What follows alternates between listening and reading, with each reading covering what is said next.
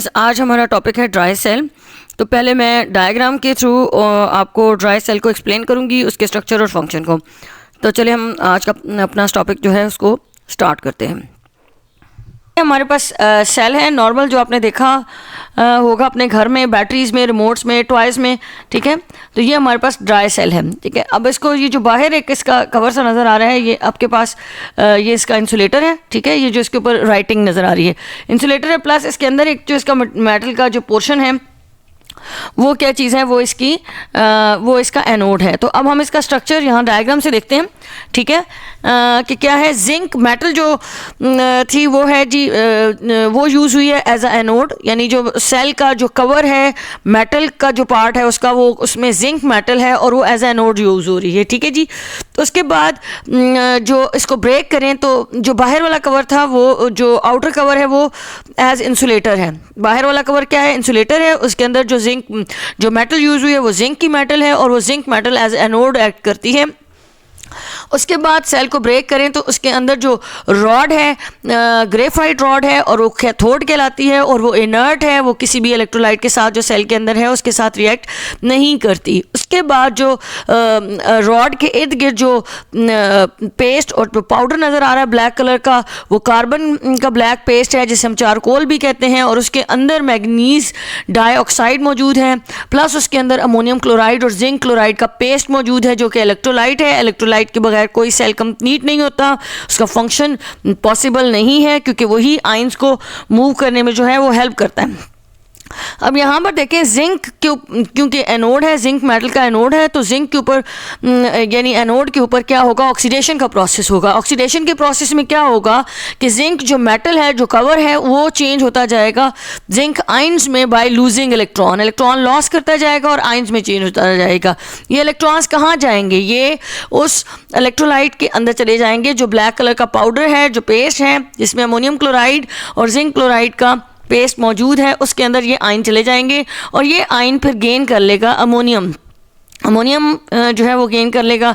तो फाइनली जो कैथोड है उसके ऊपर होगा रिडक्शन का प्रोसेस, और रिडक्शन में अमोनियम आयन जो आपको कैथोड की इक्वेशन में नज़र आ रहे हैं, अमोनियम आयन वो रिड्यूस हो जाएंगे। जो इलेक्ट्रॉन जिंक मेटल ने लॉस किए थे वो अमोनियम आयन उनको पिक कर लेंगे, ठीक है। क्योंकि इलेक्ट्रोलाइट है, इसका मतलब है कि यहाँ पे ammonium plus, chlorine minus, zinc plus 2 और क्लोरीन -1 की स्टेट में होगा, ठीक है। ये चार्जेस मैंने मेंशन कर दिए अमोनियम क्लोराइड और जिंक क्लोराइड पे।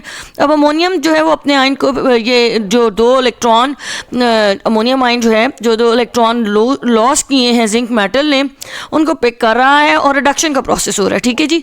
रिडक्शन के जो प्रोडक्ट्स हैं वो क्या होंगी, manganese oxide, manganese dioxide change हो जाएगा मैग्नीज ऑक्साइड में, अमोनियम आयन चेंज हो जाएंगे अमोनियम में, और वाटर की फॉर्मेशन हो जाएगी। सेल का स्ट्रक्चर और फंक्शन बिल्कुल सिंपल है और ये बहुत शॉर्ट सा एक टॉपिक है, ठीक है।